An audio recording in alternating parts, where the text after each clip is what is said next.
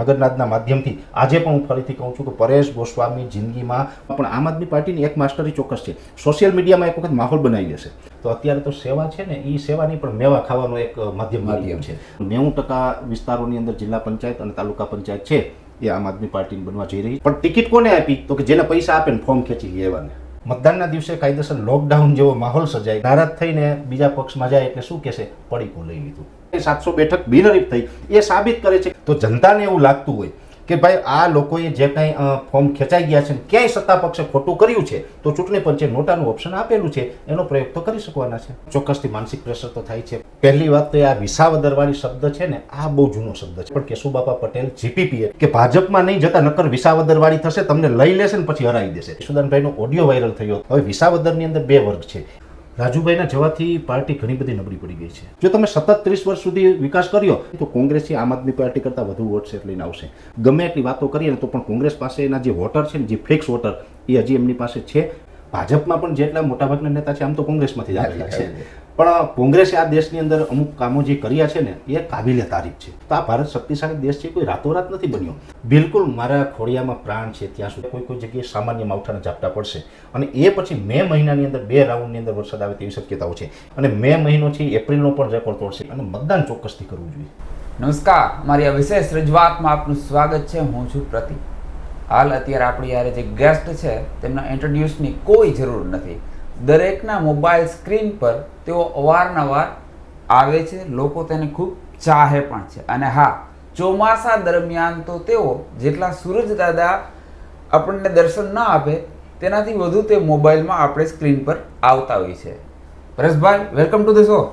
નમસ્કાર પરેશભાઈ, આજે આપણે હવામાન વિશે તો વાત કરશું જ, પણ હારે હારે થોડીક રાજનીતિની પણ વાત કરવી છે. સ્થાનિક સ્વરાજ્ય ચૂંટણીનો માહોલ બની ગયો છે. પહેલા તો એ વાત કરીએ કે જે રીતે 700 થી વધુ બેઠક બિનહરીફ થઈ, તો આ બાબતને તમે કઈ રીતે જુઓ છો? કારણ કે બીજેપીએ કરાવી એન કેન રીતે જે કાંઈ હોય, પરંતુ વિપક્ષને આને કઈ રીતે સમજવું? એક માનસિક પ્રેશર બિલ્ડઅપ થઈ જાય આવી બાબતથી વિપક્ષ પર? ચોક્કસથી માનસિક પ્રેશર તો થાય છે, પણ બિનહરીફ કેવું ને, એ પણ મને થોડુંક અજુગતું લાગે છે. હજી કાયદાકીય આટીઘૂટી હોય છે એની અંદર હું તમને એક જણાવું. પહેલી વાત તો એ છે કે સત્તા પક્ષ છે, આમ તો સામ દામ દંડ ભેદ બધી વસ્તુનો રાજકારણમાં ઉપયોગ થતો હોય છે. એટલે સત્તા પક્ષે ક્યાંય ને ક્યાંય એવો ઉપયોગ કર્યો જ હોય તો જ બિનહરીફ થાય. લોકોએ સ્વયંભૂ એવું ના કીધું હોય કે આ અમારા ઉમેદવાર અને અમારા કોઈને બીજાના ફોર્મ નથી જોતા, આ જ ઉમેદવાર જોઈએ, આવું તો નથી બન્યું ક્યાંય. પણ ફોર્મ ખેંચાયા છે એટલે ચોક્કસથી બિનહરીફ ઘણી જગ્યાએ થયું છે. એટલે સત્તા પક્ષનું પણ આમાં રોલ છે, સાથે સાથે વિપક્ષની નબળાઈ છે.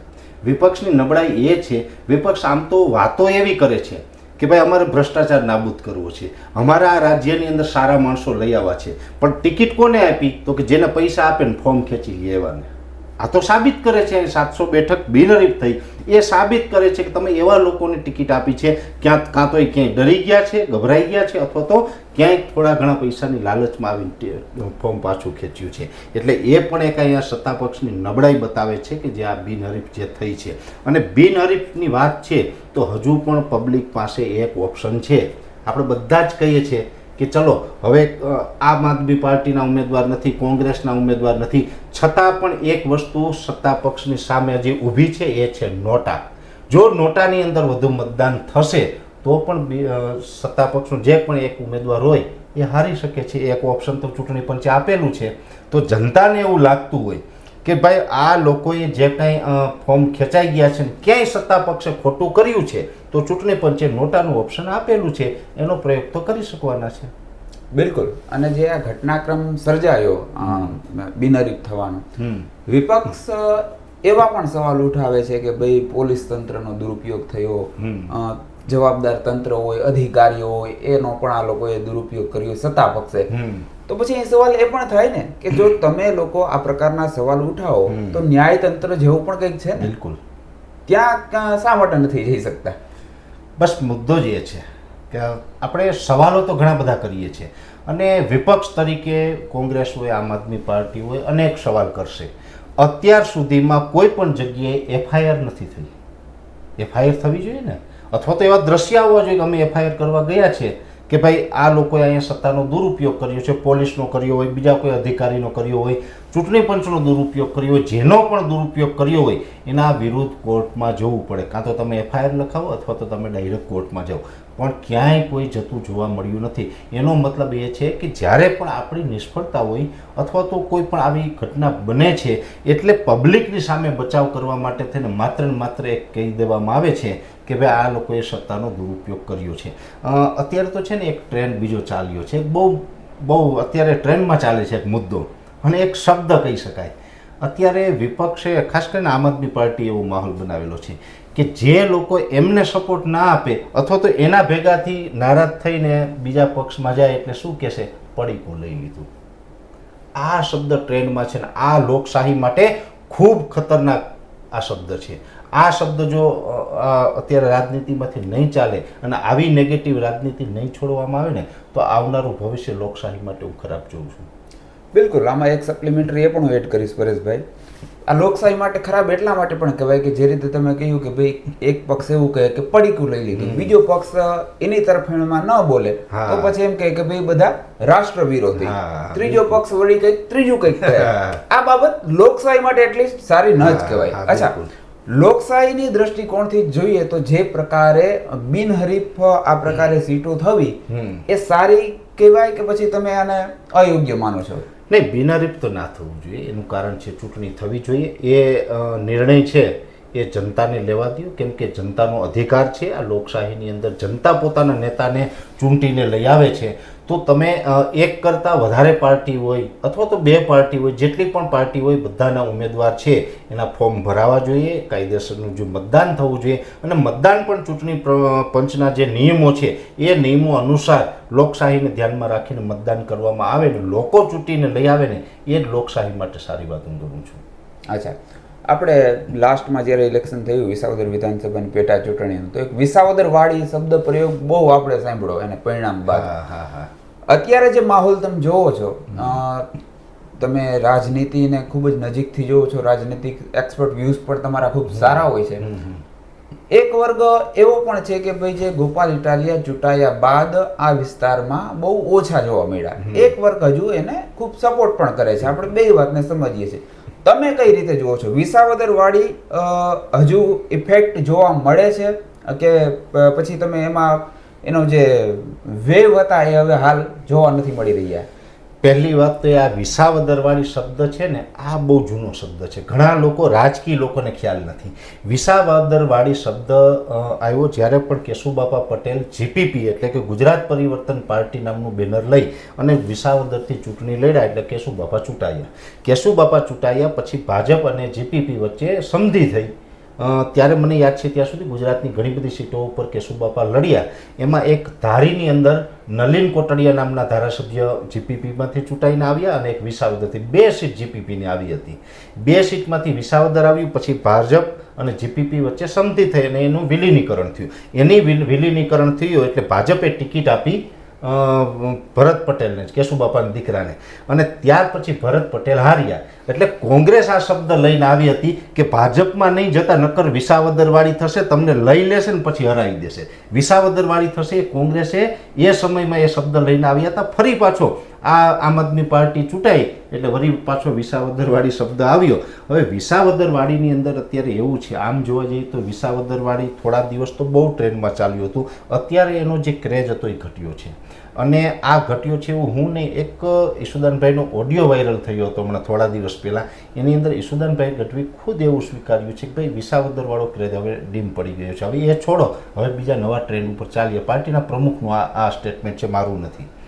એટલે એનો ટ્રેન્ડ ઘટ્યો છે. હવે વિસાવદરની અંદર 2 વર્ગ છે. એક વર્ગ એવો છે કે જે સત્તા પક્ષની સાથે છે, એક વર્ગ એવો છે કે જે અત્યારે હાલની તારીખે પણ આમ આદમી પાર્ટી સાથે છે. પણ આમ આદમી પાર્ટી સાથે એના કામના સંતોષને કારણે કે એના કામના જે માધ્યમો છે એના માધ્યમથી નથી. એ લોકો એવા છે કે ક્યાંય ને ક્યાંય સત્તા પક્ષથી પ્રોબ્લેમ છે, અસંતોષ છે, અથવા તો જે ખેડૂતોનો જે પ્રશ્ન છે એને સોલ્યુશન નથી થયું એવું લાગે એટલે સત્તા પક્ષની વિરુદ્ધમાં રહેવું છે. તો કોની સાથે રહેવું? તો કે તો આમ આદમી પાર્ટી સાથે રહીએ. એટલે એવું છે. આમ આદમી પાર્ટીની અંદર વિસાવદરની અંદર હું માનું છું ત્યાં સુધી મોટા ભાગનો વર્ગ એવો છે કે જેના કામ જોઈને નહીં પણ એ વિરોધ કરે છે એટલા માટે થઈને એમની સાથે છે. અચ્છા, અને આ જ કડીમાં આપણે આગળ વાત કરીએ તો ત્યારે રાજુ કરપડા જે આપ પાર્ટીમાં હતા, હાલ બીજેપીમાં છે, તો આ બાબત આપ પાર્ટીને અસર કરે એવું તમને લાગે છે? રાજુભાઈના જવાથી પાર્ટી ઘણી બધી નબળી પડી ગઈ છે, આ ચોક્કસ હું માનું છું. ભલે એક આમ આદમી પાર્ટીનું એવું કેવું હશે કદાચ એકાદ વ્યક્તિ જાય તો અમને એનાથી કોઈ ફરક નથી પડતો, એ હશે, એ એનું હશે, પણ વ્યક્તિગત જ્યાં સુધી મેં અભ્યાસ કર્યો છે ત્યાં સુધી આ આમ આદમી પાર્ટીને ઘણું બધું નુકસાન ગયું છે. એટલે આ એક રાજુભાઈનો જવાની અને આમ આદમી પાર્ટીનો ઇતિહાસ ગુજરાતની અંદર જોઈએ તો ઘણો દુઃખદ રહ્યો છે. આમ આદમી પાર્ટીની અંદર અનેક લોકો સારા સારા આવી ગયા છે, જેની અંદર હું એક જાણીતું નામ બતાવું કે જે આમ તો રાજકારણના માણસ હતા નહીં, પણ ધારે તો રાજકારણી કરતાં વધુ મત છે ખેંચી લાવે. એ નામ હતું મહેશભાઈ સવાણી, સુરતવાળા. ગુજરાતમાં લગભગ હું માનું એને કોઈ ન ઓળખતું હોય એવું પણ ન બને, અને એનાથી કોઈને નફરત હોય એવું પણ ના બને. બહુ વિશાળ વ્યક્તિત્વ છે. હવે આવું વ્યક્તિત્વ પણ જો આમ આદમી પાર્ટીમાંથી નીકળી જાય એ પણ દુઃખની વાત છે. કરશનદાસ બાપુ ભાદરકા હોય અથવા તો બીજા ઘણા એવા ચહેરા છે રાજુભાઈ જેવા કે ભૂતકાળની અંદર આમ આદમી પાર્ટી સાથે હતા અને નીકળી ગયા, અને છેલ્લે જે એક મોટો ચહેરો નીકળ્યો એ રાજુભાઈ છે. એટલે રાજુભાઈ ભાજપમાં ગયા એ વ્યક્તિગત એનો એક કહેવાય કે નિર્ણય હોઈ શકે, પણ આમ આદમી પાર્ટી માટે ચોક્કસથી નુકસાની છે હું માનું છું. અચ્છા, તમે રાજુભાઈને પણ નજીકથી જોયા છે, તમે ગોપાલભાઈને પણ નજીકથી જોયા છે, બંનેને આમ તમે ઇમેજ જોવો તો એગ્રેસિવ નેતાની છે. શું લાગે છે બંનેમાં ફેન ફોલોઈંગ કોની વધુ હોય એવું લાગે? ફેન ફોલોઈંગ બંનેને આમ ત્રાજવામાં જોખવા ને તો બરાબરના ત્રાજવા થાય એવું છે. બંને જબરજસ્ત નેતા, બંને સારા વક્તા પણ છે કે બોલે એટલે લોકોને સાંભળવા પડે. વાકપટુતા ગજબની. હા, વાક ચટાઈની ગજબની છે. બંને એનું ફેન ફોલોઈંગ પોતપોતાની રીતે એ ધરાવે છે. બંને સારા નેતા છે અને બંનેનું ફેન ફોલોઈંગ સારું છે. પણ રાજુભાઈનો પ્લસ પોઈન્ટ અત્યારે એ છે કે એમની પાસે અત્યારે પીઠબળ મળી ગયું છે. અત્યારે ભાજપમાં ગયા છે એટલે વધુ જે ઉમેદવારો ચૂંટાઈને આવ્યા હોય, લોકસભાના હોય કે વિધાનસભાના હોય, એવા વધુ નેતાઓ જે ચૂંટાયેલા બેઠા છે ને એ એની પાછળ અત્યારે પીઠબળ બનીને બેઠા છે. એ એના માટે એક પ્લસ પોઈન્ટ ગણાય. બાકી તો બંને નેતા છે ધુરંધર જ છે પોતાની રીતે. બિલકુલ. અને આ ચૂંટણીને લઈને જ જો આપણે પરેશભાઈ આગળ વાત કરીએ, દરેક પક્ષ મહેનત કરતો જ હોય છે, પરંતુ જે સત્તા પક્ષ બીજેપી હંમેશા એક વાત કહે કે ભાઈ પંચાયતથી લઈ પાર્લામેન્ટ સુધી એક પક્ષની સત્તા હોય, સરકાર હોય તો કામ સરળતાથી પાર પહોંચે. તો પછી આમાં વિપક્ષે શું સમજવું? એ વિપક્ષની આમાં ટૂંકમાં માઇન્ડ ગેમ હોય છે જે સત્તા પક્ષની કે ભાઈ વિપક્ષને આપણે માનસિક રીતે થોડા પાડી ભાંગીએ. વિપક્ષને માનસિક રીતે નહીં, પણ એની પાછળનું કારણ હોય છે લોકોના મત ખેંચવાનું. લોકોને એવું સમજાવવામાં આવે કે અમે સત્તામાં ઉપર પણ છે તો નીચે પણ તમે અમને મત આપો તો ચોક્કસથી તમારું સારું થશે. પણ હું માનું ત્યાં સુધી જો એવું જ હોય તો ભાજપનો એક દાવો એ પણ ખોટો પડે. ભાજપ કેન્દ્રની અંદર તો આવી 2014માં, પણ ગુજરાતની અંદર 1995થી સતત એ 30 વર્ષથી સત્તામાં છે. તો 30 વર્ષની સત્તામાં છે ને ભાજપ એવો દાવો કરે છે કે સતત અમે 30 વર્ષ સુધી વિકાસ કર્યો છે. જો તમે સતત 30 વર્ષ સુધી વિકાસ કર્યો તો આજથી 2014 પહેલાં તો ઉપર કોંગ્રેસની સરકાર હતી, તો એવું તો નથી કે ઉપર તમારી સરકારને નીચે તમારી હતી ને તમારો વિકાસ થયો. જો ભાજપનો દાવો હોય કે અમે વિકાસ કર્યો છે તો એ સાબિત થાય કે ઉપર ગમે એની સરકાર હોય, નીચે જે આવે એની દાનત હોય તો વિકાસ ચોક્કસથી થાય. બિલકુલ. સૌરાષ્ટ્રમાં કઈ રીતે તમે પિક્ચર જોવો છો આ વખતે આ સ્થાનિક સ્વરાજ્ય ચૂંટણીનું? ત્રણેય પક્ષની જો હાલના સમય અને સંજોગના દ્રષ્ટિકોણથી વાત કરીએ તો માહોલ અત્યારે ઘણી જગ્યાએ કટોકટીનો છે, ઘણી જગ્યાએ વનવે થઈ ચૂક્યો છે. પણ આમ આદમી પાર્ટીની જ્યાં સુધી વાત હોય ત્યાં સુધી હું એટલું કહું કે જેટલો વકરો એટલો નફો. ગયા વખત તો કાંઈ એની કંઈ તાલુકા પંચાયત કે જિલ્લા પંચાયતની સીટો તો કાંઈ હતી નથી, એટલે જેટલી પણ સીટો આવે એ એના માટે તો ઉત્સવનો માહોલ જ હશે, એમાં કોઈ શંકાને સ્થાન નથી.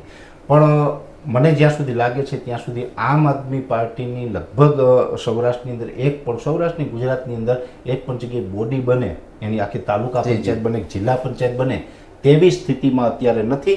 હા, ચોક્કસથી કે અમુક જગ્યાએ ઉમેદવાર સારા છે, જોકે મોટા ભાગના ઉમેદવાર છે એના તો ફોર્મ ખેંચાઈ ગયા છે. અમુક ઉમેદવાર છે એ હારે તેવી પણ શક્યતાઓ છે, જે જીતે એવી શક્યતાઓ છે એમાં મોટા ભાગે જીતનું કારણ હશે એનો ઉમેદવાર, કેમ કે આ છે ને લોકલ લેવલે ચૂંટણી હોય, ગ્રામ્ય લેવલે હોય.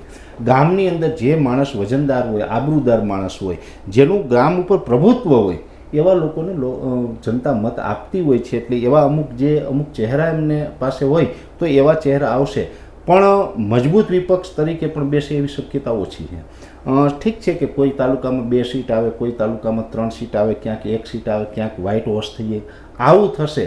પણ કોઈ તાલુકા પંચાયત એવી નહીં હોય કે ત્યાં તમને 5 કરતાં વધારે સીટો એની જીતીને આવે, એવી ગુજરાતમાં કોઈ સીટ દેખાતી નથી. એટલે આમ આદમી પાર્ટીનું આ ચિત્ર અત્યારે મને લાગી રહ્યું છે. કોંગ્રેસ છે એ સતત નબળી પડી રહી છે. હવે કોંગ્રેસ સતત નબળી પડી રહી છે એટલે બનશે એવું કે ઘણી જગ્યાએ સીટો આવશે, અને વોટ શેરની દ્રષ્ટિએ જોવા જઈએ તો કોંગ્રેસ છે આમ આદમી પાર્ટી કરતાં વધુ વોટ શેર લઈને આવશે.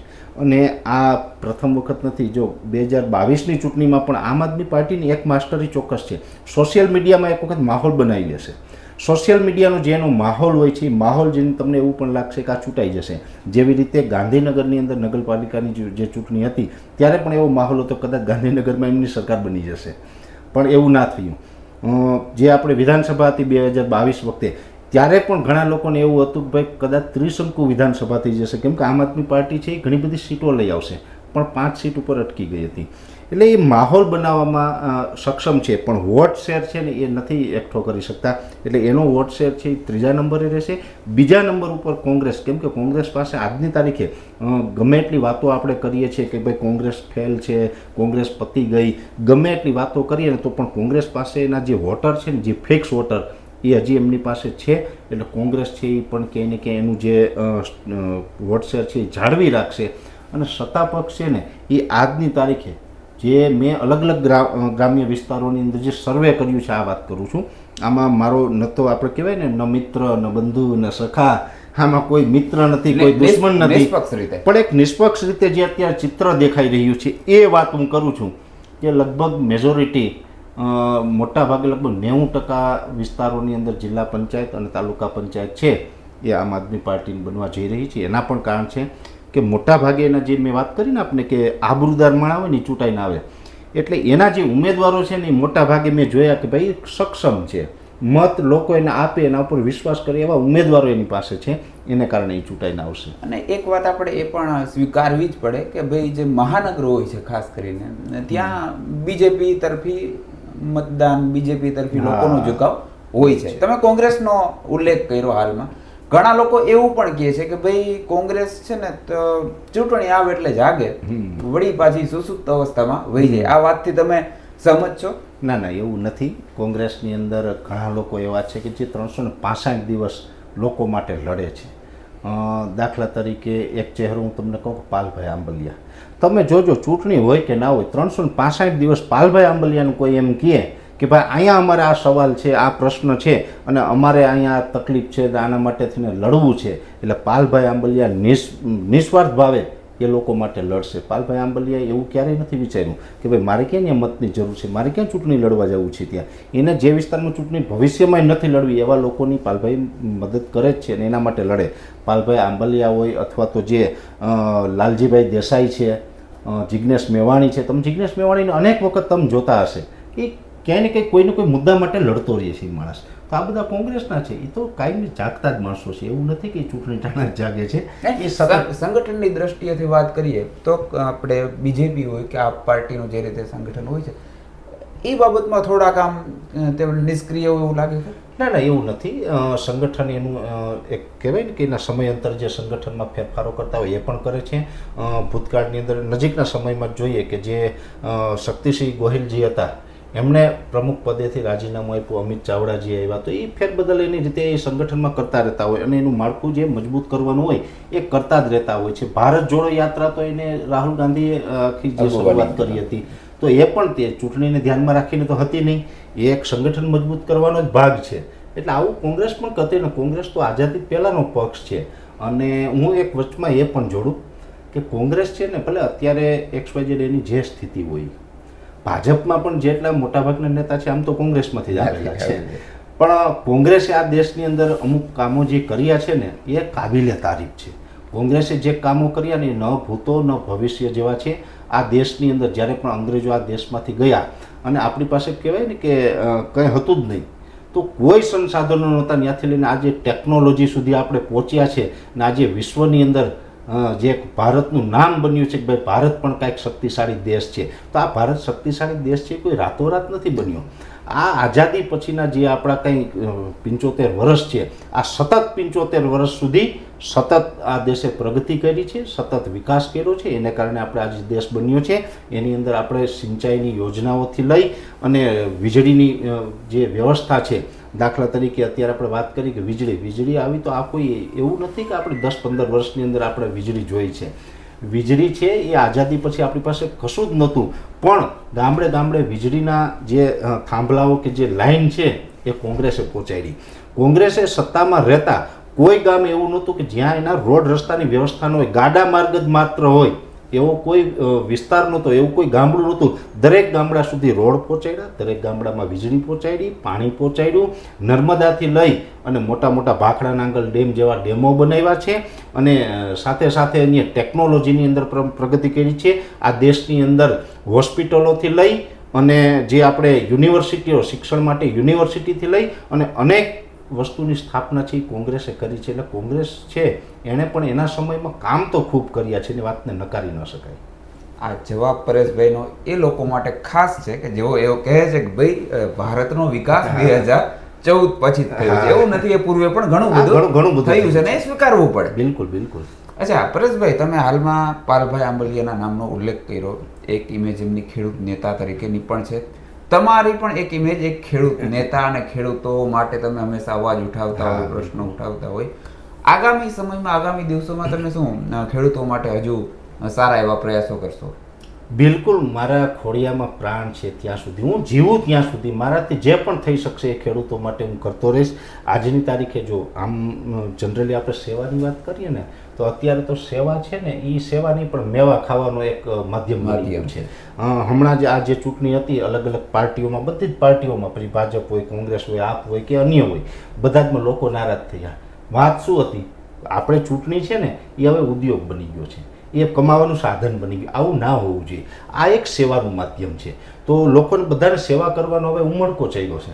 અમારે પણ સેવા કરવી. પાર્ટીને કે અમને ટિકિટ આપો, અમારે સેવા કરવી. પાર્ટીએ ટિકિટ ન આપી તો રિસાઈ ગયા, મને સેવા કરવાનો મોકો ન આપ્યો. અરે ભાઈ, સેવા જ કરવી તો ઘણા બધા માધ્યમ છે. આજે હું છે, મારી પાસે જે ખેતીનું નોલેજ છે, હું એગ્રીકલ્ચર ફિલ્ડનો વ્યક્તિ છે. આજે વર્ષો સુધી મેં આમાં અલગ અલગ પ્રકારના અભ્યાસો કર્યા છે. લોકોને ખેતી વિશેનું જ્ઞાન આપવું, ઓર્ગેનિક ખેતી કેમ કરવી એ માહિતી આપું છું.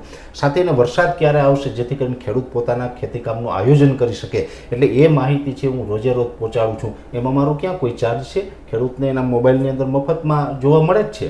તો આ જે માહિતી પહોંચાડી આ પણ એક સેવા છે. સાથે સાથે ખેડૂતોનું ભવિષ્યમાં પણ જ્યાં મારી જરૂર પડશે, ત્યાં ગમે એ પ્રકારની જરૂર પડે, અમે ખેડૂતોની સાથે છે અને ખેડૂતો માટે સતત લડતા રહેવાના છે અને બિન રાજકીય લડતા રહેવાના છે. હા, પછી કોઈ લોકોને એવું હોય કે તમે આ પાર્ટીમાં હોય તો તમે ખેડૂતના માણસ છે, તો એ એની વિચારધારા છે, મારી નથી.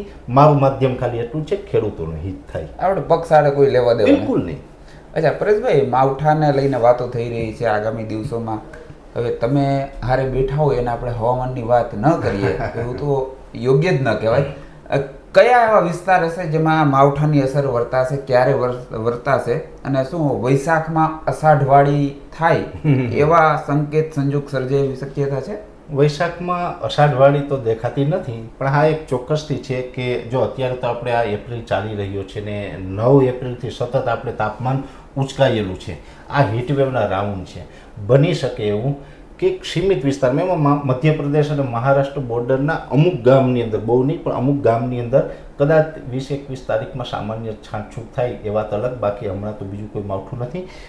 27, 28, 29માં કદાચ છૂટાછવાયે કોઈ જગ્યાએ સામાન્ય માવઠાના ઝાપટા પડશે અને એ પછી મે મહિનાની અંદર 2 રાઉન્ડની અંદર વરસાદ આવે તેવી શક્યતાઓ છે. એક તો 5 થી 15 મે વચ્ચે કોઈ પણ એક માવઠું હશે અને એક મે મહિનાના છેલ્લા અઠવાડિયામાં પ્રી મોન્સૂન એક્ટિવિટી હશે. એ કદાચ 22-23 મેથી ચાલુ થાય તેવી શક્યતાઓ છે. એટલે ત્યારે પ્રી મોન્સૂન એક્ટિવિટી હશે, પણ એની અંદર એટલો ભારે વરસાદ નહીં હોય કે આપણે અષાઢવાળી કહી શકાય. એટલે પણ એ સામાન્ય ઝાપટા અથવા તો ઝાપટાથી મધ્યમ વરસાદ હોય એવી શક્યતાઓ ચોક્કસથી રહેલી છે. અને એની સાથે સાથે આપણે એ પણ કહી દઉં કે એપ્રિલ મહિનામાં જે આપણે ઊંચું તાપમાન જોયું છે એમાં પણ 9 એપ્રિલથી સતત આપણે લગભગ 40-42 ડિગ્રીની રેન્જમાં તાપમાન છે. 25, 26 અને 27 એપ્રિલમાં તો એનાથી પણ ઊંચું જશે, 42 ડિગ્રી કરતાં પણ ઊંચું જાય. એવરેજ તાપમાન છે 42 થી 44 ડિગ્રીની રેન્જમાં આવશે, એટલે તાપમાન ખૂબ ઊંચું જશે એપ્રિલમાં. અને મે મહિનો છે એપ્રિલનો પણ રેકોર્ડ તોડશે. મે મહિનામાં અનેક વિસ્તારની અંદર 45 ડિગ્રી સુધી તાપમાન પહોંચે, આઇસોલેટેડ વિસ્તારમાં 45 પ્લસ થાય તેવી પણ શક્યતા અમે માનીએ છીએ. અચ્છા, મતદાનના દિવસે કેવી હીટવેવની શક્યતા સેવાઈ રહી છે? મતદાનના દિવસે કાયદેસર લોકડાઉન જેવો માહોલ સર્જાય, બપોર વચ્ચે લોકો ઘરોની બહાર નીકળવાનું ટાળે અને અતિ ભયંકર તાપમાન જોવા મળે તેવી શક્યતાઓ છે. એની અંદર તાપમાન છે 40 પ્લસ મોટાભાગના વિસ્તારોની અંદર જોવા મળે. એટલે આમ જોવા જઈએ તો ઘણા બધા મિત્રો છે તડકાની અંદર બહાર નીકળવાનું ટાળતા હોય છે.